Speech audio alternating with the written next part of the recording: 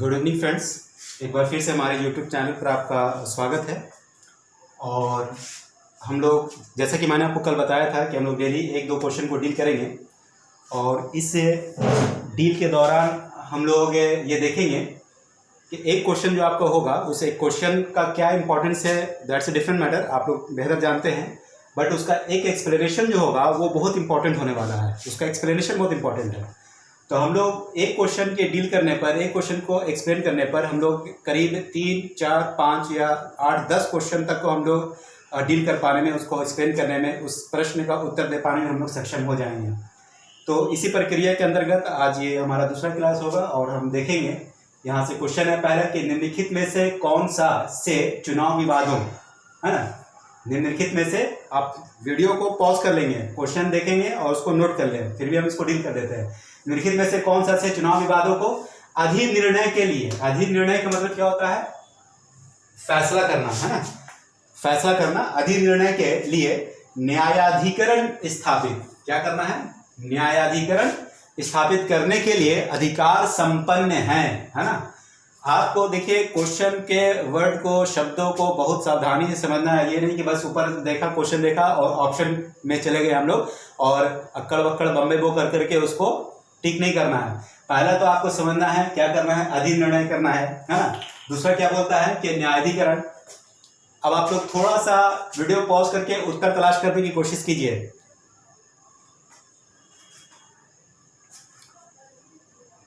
और जहां तक मुझे आइडिया है तो अधिकतर स्टूडेंट्स क्या करेंगे कि न्यायाधिकरण इज इक्वल टू जुडिशरी समझ लेंगे, है ना। मतलब क्या, न्यायाधिकरण को क्या समझेंगे? न्यायपालिका को के रूप में इसको समझेंगे, जो कि एक गलत कंसेप्ट हो जाएगा। और इसी वर्ड को अगर आप नहीं समझ पाएंगे तो आपका ये पूरा ऑप्शन जो होगा वो आपका गलत हो जाएगा, है ना। तो सबसे पहले हमको क्या समझना है कि द मीनिंग ऑफ न्यायाधिकरण, है ना, स्थापित करने के लिए अधिकार। यहाँ पर अधिकार मतलब किसके पास राइट्स है, कौन न्यायाधिकरण को इस्टेब्लिश कर सकता है। तो इसका जो उत्तर है आपका, है ना, वो क्या है? एक तो आपका है ऑप्शन में संसद, दूसरा है राष्ट्रपति और तीसरा है राज्य विधानमंडल। आपको जवाब देना है केवल एक, 1, 2, 1, 3 या केवल 2। तो इसका उत्तर जो होगा वो होगा 1 और 3, है ना, 1 और 3। इसका मतलब ये है कि इसका उत्तर होगा सी, ठीक है। यानी कि जो न्यायाधिकरण होगा वो न्यायाधिकरण को कौन इस्टेब्लिश करेगा? तो संसद और राज्य के विधानमंडल जो है वो बनाएंगे। पहला तो इसका ये उत्तर हो गया, इसको एक्सप्लेन करेंगे। पहले हम दूसरा क्वेश्चन देख लेते हैं। निम्नलिखित में से किनके चुनाव विवादों के मामले में सर्वोच्च न्यायालय का मूल और अनन्य क्षेत्राधिकार है? कौन सा क्या पूछ रहा है? एक आपको मूल पर ध्यान देना है, अनन्य पर देना है, क्षेत्राधिकार पर देना है ना। ये 3 चीजों पर आपको ध्यान देना है, मूल, अनन्य और क्षेत्राधिकार।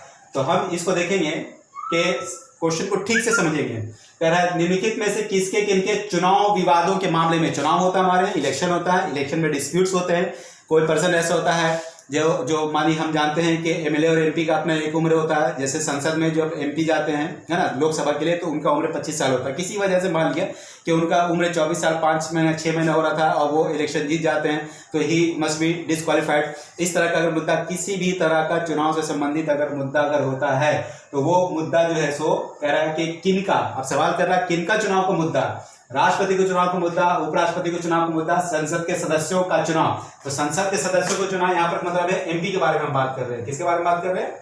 एमपी के चुनाव के बारे में बात कर रहे हैं। कि या अभी चौथा ऑप्शन है कि राज्य विधानसभाओं यानी कि एमएलए, है ना, एमएलए के बारे में। तो इन लोगों का जो है सो चुनाव विधान सर्वोच्च न्यायालय, यहाँ पर आपसे क्या बोल रहा है, किसके जुरिडिक्शन के बारे में बात कर रहा है? तो सर्वोच्च न्यायालय के बारे में पूछ रहा है कि सर्वोच्च न्यायालय का मूल और अनन्य क्षेत्राधिकार है। तो अब हमको ये समझना है, पहले एक एक वर्ड को आपको समझना है कि सर्वोच्च न्यायालय का क्षेत्राधिकार पूछ रहा है, मूल और अनन्य क्षेत्राधिकार है कि नहीं है। तो इस संदर्भ में आपको राष्ट्रपति, उपराष्ट्रपति, संसद के सदस्यों का चुनाव, राज्य विधानमंडल के सदस्यों यानी कि एमएलए, है ना, ये 4 चीजें। अब इनका बताइए कि सर्वोच्च न्यायालय का क्षेत्राधिकार क्या है, ये आपको डिसाइड करके बताना है। तो फिलहाल इसका आंसर क्या होगा? 1 और 2 होगा, है ना, 1 और 2 इसका आंसर होगा कि राष्ट्रपति और उपराष्ट्रपति। कहने का मतलब यह है कि जो संसद का जो मूल और अनन्य क्षेत्राधिकार होगा वो चुनाव किसका? राष्ट्रपति और उपराष्ट्रपति से संबंधित जो डिस्प्यूट्स होगा उसके लिए जो है सो, मूल का मतलब होता है बेसिक और अनंत का मतलब होता है अनलिमिटेड, है ना। तो क्षेत्राधिकार का मतलब होता है उसका सुनने का राइट्स, है ना, उसका ज्यूडिशरी जिसको हम लोग बोलते हैं, ज्यूडिशरी कहाँ पर तक है, तो आपका क्या होगा, राष्ट्रपति और उपराष्ट्रपति का होगा, है ना। संसद के सदस्यों का जहां तक चुनाव है ना। बाकी इसको हम लोग अभी क्वेश्चन नंबर 2 को बाद में डील करेंगे, पहले हम लोग क्वेश्चन नंबर 1 को देख लेते हैं, क्योंकि मैं अभी इसको इरेज करने जा रहा हूं, इसलिए आप लोग इसको क्वेश्चन को लिख लेंगे उसके बाद मैं क्वेश्चन नंबर 2 को डील करूंगा।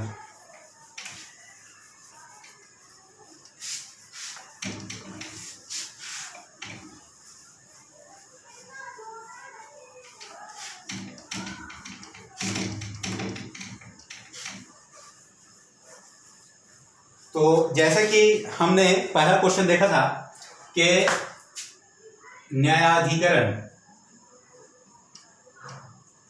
है ना, न्यायाधिकरण की स्थापना की बात की थी, सवाल था न्यायाधिकरण की स्थापना, ठीक है। तो न्यायाधिकरण होता क्या है, सबसे पहले तो हमको यही समझना है। और हम लोग अक्सर क्या करते हैं कि आर्टिकल तो पढ़ते हैं, आर्टिकल 1 से लेकर के, है ना, रटना शुरू कर देते हैं, पूरा आर्टिकल पढ़ के खत्म कर दिए, लेकिन क्वेश्चन आपको वहां से नहीं आएगा, आर्टिकल का दायां बायां थोड़ा देखना पड़ेगा। जैसे हम लोग अक्सर जानते हैं कि आर्टिकल 324 हम लोग क्या देखते हैं कि आपका इसके बारे में इलेक्शन कमीशन के बारे में जानते हैं, आर्टिकल 324, ये न्यायाधिकरण ठीक उसके नीचे है। और वो आर्टिकल कौन सा है, तो आर्टिकल नंबर आपको पढ़ना पड़ेगा इसके लिए 323A और 323B पढ़ना पड़ेगा, तब जाकर के आपका इस प्रश्न का उत्तर आप दे सकते हैं, वरना केवल अंदाज से ही आप इसका उत्तर दे पाएंगे, अन्यथा आप श्योर होकर के इस प्रश्न का उत्तर, पहला जो प्रश्न था उसका उत्तर आप नहीं दे पाएंगे। अब 323A और 323B क्या है, देखिए अभी हम इसका इंग्लिश वर्ड का इस्तेमाल करेंगे, आप तुरंत समझ जाएंगे कि ये क्या है, ठीक है।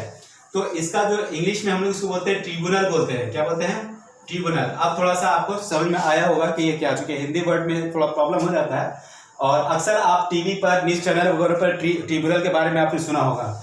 और ट्रिब्यूनल क्या होता है, कुछ एग्जांपल देकर के मैं आपको समझा देता हूं कि ट्रिब्यूनल क्या होता है। ट्रिब्यूनल जैसे आपने सुना होगा, एनजीटी के बारे में सुना होगा, नेशनल ग्रीन ट्रिब्यूनल, है ना। तो नेशनल ग्रीन ट्रिब्यूनल आप जानते हैं कि अक्टूबर 2010 में इसकी स्टैब्लिशमेंट की गई थी। इसका अपना एक खास एरिया होता है, यानी कि केवल एनवायरमेंट से रिलेटेड जो मसले होते हैं उसके बारे में एनजीटी आपकी सुनवाई करती है। उसी तरह से आपने एनसीएलटी के बारे में सुना होगा, नेशनल कंपनी लॉ ट्रिब्यूनल के बारे में आपने सुना होगा कि जो कॉर्पोरेट्स के जो विवाद होते हैं उसकी सुनवाई के लिए एनसीएलटी वगैरह का स्थापना किया जाता है। उसी तरह से आपने जो एनआरसी का जो मुद्दा चला था, तो असम में जो लोग अपने डॉक्यूमेंट्स को दिखा पाने में असफल हुए थे, तो उनके लिए एक ट्रिब्यूनल का स्थापना किया गया था। तो वहां पर भी टीवी न्यूज चैनल पर जो है बहुत सारे हम लोगों ने इसके बारे में न्यूज सुना था। तो इसलिए ट्रिब्यूनल से क्वेश्चन आना संभावित इसलिए है क्योंकि ये अभी न्यूज चैनल पर क्या था कि बहुत हाईलाइटेड था, है ना, लेकिन उस पर न्यायाधिकरण करके कोई बात नहीं कर रहा था, है। तो इस वजह से हम लोगों को थोड़ा सा कंफ्यूजन होता है। तो ये जो न्यायाधिकरण वाला जो बात है ना, ये जो ट्रिब्यूनल वाली बात है, ये शुरू में नहीं था, है ना, ये शुरू में नहीं था, बल्कि इसको क्या किया गया है कि 42वें संविधान संशोधन द्वारा, है ना। जैसे कि हम लोग जानते हैं कि 42वें संविधान संशोधन क्या है, एक तरह का अपना मिनी संविधान हम लोग इसको बोलते हैं। तो 42वें संविधान संशोधन 1976 में आपका आर्टिकल नंबर 323A को लाया गया था, ठीक है। 323A कब आया था, 42वें संविधान संशोधन 1976। और दूसरा जो आपका था 75वां संविधान संशोधन, 75वां संविधान संशोधन 1995 को आपको 323B, है ना, क्या था, 323B जो है सो वो आपको लाया गया था। अब देखिए दोनों है ट्रिब्यूनल, लेकिन बहुत सावधानी से समझिएगा, ये असल में इसका ट्रिब्यूनल के ऊपर एक अलग क्लास ही हमको आपको देना पड़ेगा, वो बहुत इंपॉर्टेंट होगा, समझ रहे ना। तो कल आई होप कि इसके ऊपर हम बनाएंगे, लेकिन फिलहाल पहला क्वेश्चन जो था उसको हम लोग डील कर लेते हैं। तो न्यायाधिकरण में क्या होता है, 323 के अंतर्गत आपने सुना होगा एक और कैट के बारे में, है ना, कैट के बारे में सुना होगा कि सेंट्रल एडमिनिस्ट्रेटिव ट्रिब्यूनल, है ना, सेंट्रल एडमिनिस्ट्रेटिव ट्रिब्यूनल में, यानी कि 323A जो होगा वो डील करेगा कि सेंट्रल गवर्नमेंट के जो वैकेंसी, रिक्रूटमेंट और अपॉइंटमेंट जो होते हैं, सेंट्रल गवर्नमेंट के रिक्रूटमेंट और अपॉइंटमेंट का जो मुद्दा होता है, जो समस्याएं होते हैं, जो एम्प्लॉयज के, जो सर्विस होल्डर के, उन लोगों का अगर कोई ग्रीवांसेस होते हैं, कुछ शिकायत होता है, तो उस डिस्प्यूट, उस विवाद को जो है सो आर्टिकल नंबर 323A के मार्फत सॉल्व किया जाएगा, एक चीज। दूसरा जो है 323B के अंतर्गत क्या होगा कि आपका जो ये संसद का या विधानसभा का जो चुनाव होता है उसके ऊपर अगर किसी तरह का अगर डिस्प्यूट होगा तो उसका जो सुनवाई करेगा तो वो होगा, वो जो विवाद का समाधान होगा वो आर्टिकल नंबर 323B के अंतर्गत जो है उसका सॉल्यूशन होगा।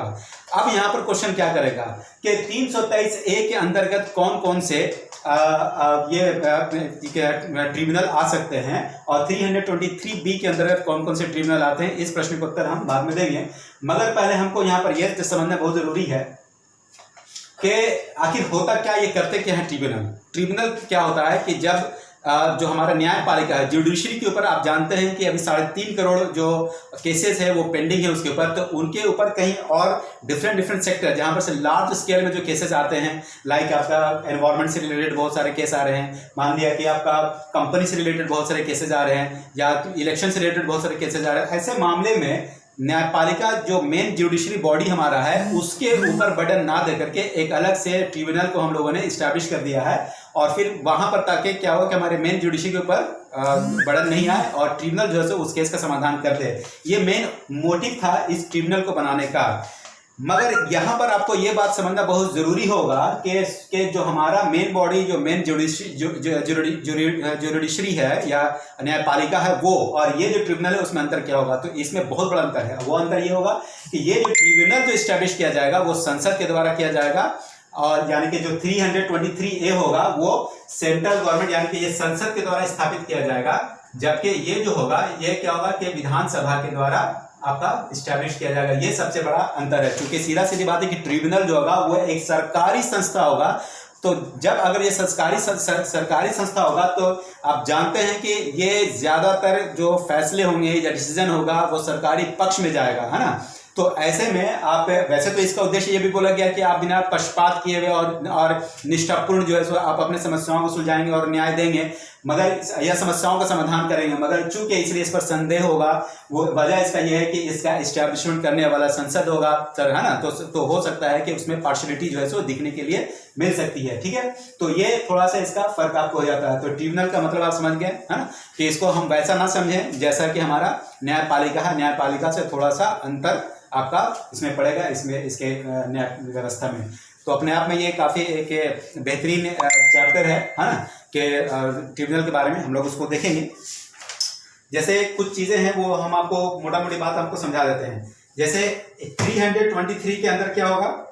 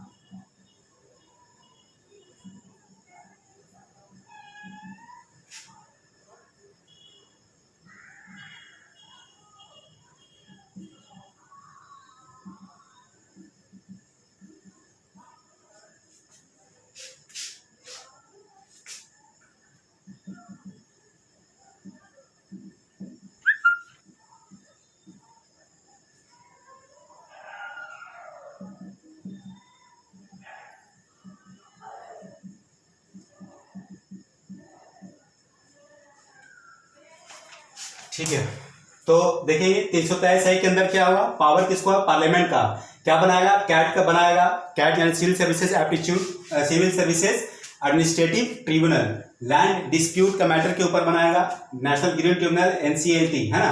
क्या तो कैट का मतलब ये हो गया, सैट का मतलब होगा स्टेट एडमिनिस्ट्रेटिव ट्रिब्यूनल। अब यहाँ पर समझना बहुत जरूरी है, पहला मैंने बोला था कि ये जो 323 होगा ये पावर टू देता है, this is power to state legislative है ना, यानी कि विधानसभा। तो यहां पर पावर दे रहा है विधानसभा को 323 बी बनाने के, और 323 में पार्लियामेंट बना रहा है। पार्लियामेंट को पावर है, लेकिन स्टेट एडमिनिस्ट्रेटिव ट्रिब्यूनल, यानी कि अगर आप बीपीएससी का एग्जाम देते हैं, यूपीपीसीएस का एग्जाम देते हैं, है ना, तो या आप बिहार एसएससी का देते हैं, उत्तर प्रदेश एसएससी का देते हैं, अगर आपका कोई मैटर अगर फंस जाता है तो वो इस तरह के ट्रिब्यूनल यानी कि एसएटी के द्वारा आपका प्रॉब्लम को सॉल्व किया जाएगा। तो आपको ये दिमाग ऐसा आपको लगेगा, आपका विचार लगेगा कि अच्छा स्टेट का अगर मैटर है तो 323 बी के अंतर्गत जो है सो विधानसभा क्या करेगा, साइड बनाएगा, यहीं पर आपका जो है सो नंबर बिल्कुल कट जाएगा और आप बिल्कुल बाहर हो जाएंगे, है ना, बहुत बड़ा नुकसान आपको हो जाएगा। याद रखिएगा, कोई भी एडमिनिस्ट्रेटिव मैटर होगा, चाहे वो स्टेट का होगा चाहे वो सेंट्रल का होगा, वो सॉल्व होगा 323 ए के अंतर्गत होगा। स्टेट का भी 323 है, यानी कि पार्लियामेंट के द्वारा ही जो ट्रिब्यूनल सेट किया जाएगा उसी द्वारा, जिसको हम लोग बोलते हैं स्टेट एडमिनिस्ट्रेटिव ट्रिब्यूनल, उसके द्वारा सॉल्व होगा। JAT का मतलब होगा कि अगर मान लिया कि दो स्टेट्स के बीच में अगर कोई सर्विस को लेकर के अगर डिस्प्यूट है तो हम लोग ज्वाइंट एडमिनिस्ट्रेटिव ट्रिब्यूनल बनाएंगे, JAT बनाएंगे, और उसका जो सॉल्यूशन होगा वो भी पार्लियामेंट के द्वारा बनाएंगे, आर्टिकल नंबर 323 ए के अंतर्गत ही सॉल्व किया जाएगा। यहां पर 323 बी में जो होगा वो अगर आपका कोई टैक्सेशन का कोई मैटर अगर होता है, if there is any problem of the taxation, there is a dispute of the taxation, then Vidhansabha क्या करेगा कि एक ट्रिब्यूनल बना सकता है जिसका समाधान के लिए। लेबर का कोई मामला होगा तो वो भी जो है सो स्टेट ही वो ट्रिब्यूनल बनाएगा। फॉरेन एक्सचेंज का मैटर होगा, फूड डिस्टर्बेंस का प्रॉब्लम होगा, है ना, और तो ये सारे चीजों का जब याद रखिएगा, ये 4 वर्ड्स एकदम बिल्कुल आपको मेमोराइज करना है, आपको ये सारे वर्ड्स को मेमोराइज करना है, समझना है, और जहां इसमें मिस किए तो आपका प्रॉब्लम आपको जाएगा। अब देखिए एक और बेहतरीन आपको क्वेश्चन इधर से आएगा कि क्या डिफेंस का अगर कोई डिस्प्यूट होता है तो क्या 323 ए या 323 बी के अंदर ट्रिब्यूनल बनाकर उसको सॉल्यूशन किया जाएगा? तो उसका उत्तर नहीं होगा और फिर हाँ भी होगा। पहले बोलेंगे नहीं और फिर हाँ। नहीं कब किस मैटर बोलेंगे? डिफेंस का सीधा सीधी अगर कोई मैटर होगा तो कोई ट्रिब्यूनल जो है सो गवर्नमेंट के द्वारा बना करके, पार्लियामेंट या स्टेट लेजिस्लेटिव के द्वारा बना करके सॉल्व नहीं किया जाएगा। मगर अगर डिफेंस में सिविल कोई सर्विस है अगर, है ना, सिविल सर्विस का मतलब आप समझते हैं कि वहाँ पर डॉक्टर्स होते हैं, है ना, या और भी इंजीनियर्स लाइक अगर उस तरह के कोई जॉब अगर उसमें है, अगर उसका अगर कोई डिस्प्यूट होगा तो जा करके आपका 323 ए के अंतर्गत सॉल्व किया जाएगा। फिर हम क्या बोल रहे हैं? डिफेंस का ट्रिब्यूनल नहीं बनेगा, डिफेंस सेक्टर का ट्रिब्यूनल नहीं बनेगा। मगर अगर डिफेंस में सिविलियन कैटेगरी का अगर जॉब होगा, है ना, तब जाकर के आपको क्या होगा कि 323 के अंतर्गत उसका सॉल्यूशन किया जाएगा। तो इसीलिए बोलते हैं पहले नहीं, उसके बाद हाँ। नहीं किस मामले में? सीधा सीधे अगर डिफेंस है तो नहीं, लेकिन सिविलियन जॉब इन डिफेंस होगा तो आपका होगा। तो समझिए कि एक क्वेश्चन मैंने आपको दिया था अभी, क्वेश्चन नंबर 1 का, उसका इतना सारा व्याख्या आपको हमने आपको बताया है ना। इसलिए मैंने बोला कि आपको ये बिल्कुल ध्यान रखना पड़ेगा कि बहुत सारी चीजें इसके ऊपर। अच्छा, अब एक जो और बात होगा कि ट्रिब्यूनल की शक्ति जो होगी वो किसके बराबर होगी। तो देखिए हुआ क्या था, इसके अंदर एक केस है कि ये हाई कोर्ट के बराबर इसकी शक्ति होती है ना। किसके बराबर होती है? हाई कोर्ट के बराबर। तो इसमें क्या हो रहा है कि जुडिशरी में हाई कोर्ट को ओवरलैप करेगा तो that is very disturbance point, है ना, तो वो थोड़ा अच्छा नहीं लगता। तो उसके बाद क्या हुआ कि आपको 1997 में जो है सो एक केस था जिनका नाम है चंद्र कुमार नाम है ना, याद रखिएगा केस का नाम चंद्र कुमार, ठीक है।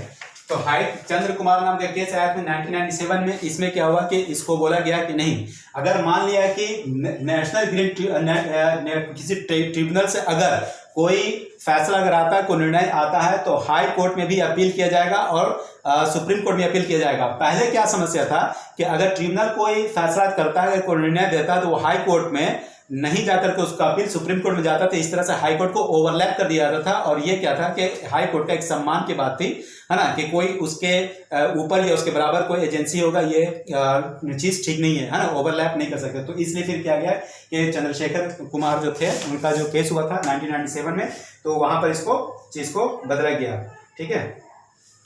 और इसमें एक चीज हम लोग देखेंगे कि इसका जो चेयरमैन जो सिलेक्ट होता है ना, इसका जो चेयरमैन होगा, तो हम लोग जनरली जानते हैं कि जो चेयरमैन है, तो जो किसी भी ट्रिब्यूनल का यानी कोई भी ट्रिब्यूनल अगर होता है तो उस ट्रिब्यूनल का क्या होगा कि एक चेयरमैन होगा जिसका उम्र जो होगा वो मैक्सिमम क्या होगा 65 साल या मैक्सिमम 5 वर्ष के लिए वो नौकरी करेगा, है ना। चेयरमैन का नौकरी कितना होगा कि चेयरमैन कब तक सर्विस देगा, जो आप जानते हैं सुप्रीम कोर्ट का आपको मालूम है, तो सेम चीज़ यहाँ पर भी होगा 65 साल या 5 वर्ष। और इसके जो सदस्य होंगे, किसी ट्रिब्यूनल के जो सदस्य होंगे उनका जो होगा 62 वर्ष और 5 वर्ष, है ना। जो वही जो अन्य जजों के बारे में आपको मालूम होगा या हाई कोर्ट के जज के बारे में, तो ये आपका चेयरमैन के बारे में और सदस्यों के बारे में ये दोनों आंकड़े को याद रखिएगा, है ना।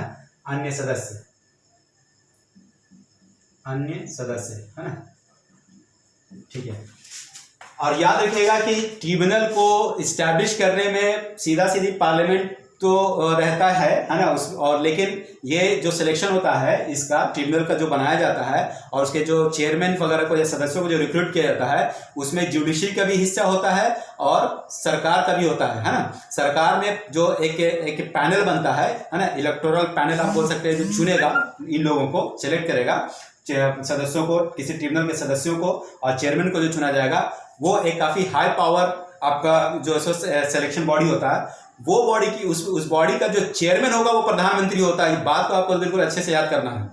फिर से हम बोल रहे हैं, किसी ट्रिब्यूनल के सदस्यों को या चेयरमैन को चुनने की प्रक्रिया जो होती है, उस प्रक्रिया में जो आपका कॉलेजियम होता है, यानी कि जो चुनाव करने वाली जो लोग होते हैं, उसमें जुडिशरी होते हैं। जुडिशरी का मतलब CGI, chief justice of India भी उसमें हिस्सेदार होंगे, और आपके सरकार की तरफ से भी लोग होते हैं। और इन सारे लोगों का जो पैनल बनेगा चुनने के लिए, उसमें जो अध्यक्ष होगा, जो चेयरमैन है, वो प्रधानमंत्री होते हैं। और ये सारे लोग जब चुनेंगे किसी को, तो बाकी किसी को भी चुन सकते हैं, जो भी उनके पास सिफारिशें वगैरह होंगी, जो भी अपना उनका मापदंड होगा, उस मापदंड से किसी को भी चुन सकते हैं। तो पता क्या चला कि चुनने वाला पैनल का अध्यक्ष जो होता है वो प्रधानमंत्री होता है। ये अपने आप में बहुत ही बड़ी बात है, इसलिए इसको थोड़ा सा याद रखेंगे, ठीक है। चलिए, और ठीक है, इसमें हम लोग एक चीज आपको मिस किया हम लोगों ने, और वो क्या था कि ये जो 323A है और 40, ये 14A के अंतर्गत आएगा। पार्ट 40A इसके अंतर्गत है ये 323A, और 323 भी जो होगा वो 42वें संविधान संशोधन के द्वारा जो गया था, 42nd अमेंडमेंट के द्वारा, वो क्या था, पार्ट 14A को जो क्या किया था, इस्टेब्लिश किया था, और उसी के अंदर 323A और 323B था। तो इतनी सारी बातें जो है सो एक क्वेश्चन को लेकर था। अब इसमें आप खुद अंदाज लगा सकते हैं, कुछ नहीं तो 10 क्वेश्चन आपको इसमें से समझ में आ जाएगा। पहला आपको दिखेगा अंतर, दिखेगा सीधा अंतर पूछेगा कि 323 के अंदर क्या क्या आ सकता है, तो कैट आ सकता है, लैंड डिस्प्यूट हो सकता है, एनजीटी होगा, है ना, एनसीएलटी होगा। 323 के अंदर क्या टैक्सेशन होगा, लेबर होगा, फॉरेन एक्सचेंज होगा, फूड डिस्टर्बेंस होगा, है ना। 323B के अंदर कौन बनाएगा, तो विधानसभा भी बना सकता है और संसद भी बना सकता है, दोनों बना सकता है। लेकिन आपका 323A केवल पार्लियामेंट बनाता है। एकदम ध्यान से इसको, इन सब चीजों को समझिएगा, ठीक है। तो चलिए, इसी के साथ ये आपका क्वेश्चन नंबर 1 अभी हमने आपको समझा दिया। अब हम लोग जाएंगे सेकेंड क्वेश्चन जो हमारा था, क्वेश्चन नंबर 2 जो था, तो उसका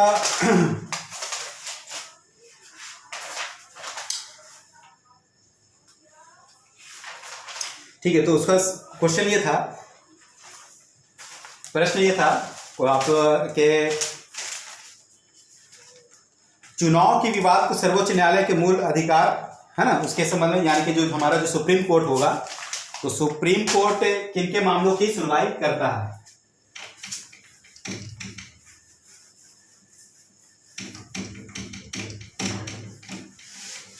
तो देखिए, अगर कोई चुनाव होता है, उस चुनाव में सुप्रीम कोर्ट जो होगा वो केवल राष्ट्रपति और उपराष्ट्रपति, इन दोनों का क्या करता है कि उसका अनन्य और मूल अधिकार क्षेत्र होगा, ठीक है। अगर मान लिया कि संसद, है ना, मतलब कि एमपी का या एमएलए का अगर कोई मुद्दा अगर होता है, तो इसका जो विधानसभा में, हाई कोर्ट, है ना, हाई कोर्ट में इसकी जो है सुनवाई की जा सकती है ना।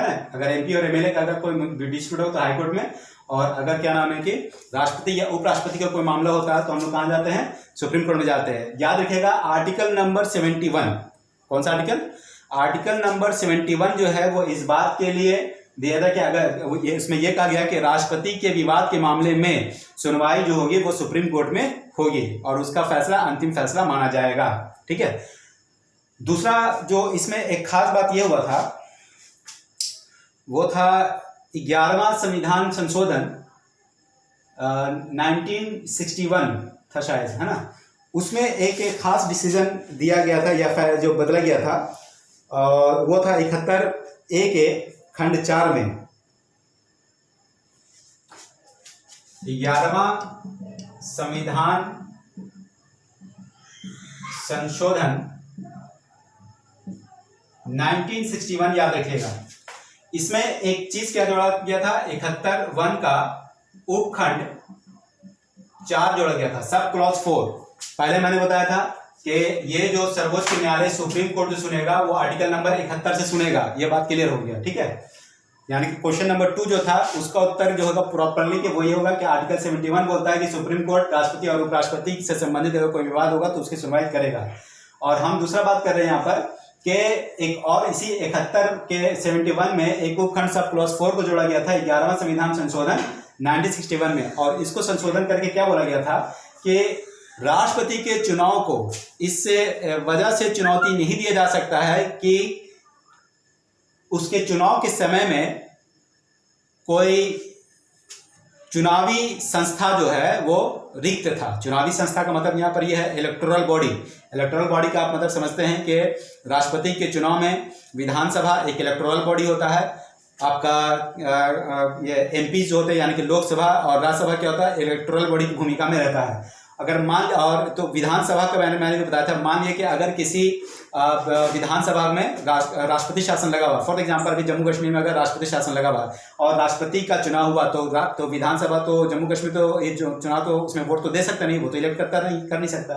क्या ऐसे समय में हम जो राष्ट्रपति को चुनाव होगा उसको असंवैधानिक या इलीगल हम बोल सकते हैं? तो बोला गया कि नहीं, अगर 2, 3, 4 या कोई भी राज्य में अगर राष्ट्रपति शासन अगर लगा हुआ है, वैसे समय में अगर राष्ट्रपति को चुनाव अगर होता है तो उसको असंवैधानिक नहीं घोषित किया जाएगा। और ये बात का बोला गया है 11वां संविधान संशोधन 1961 के उपखंड 17 71 के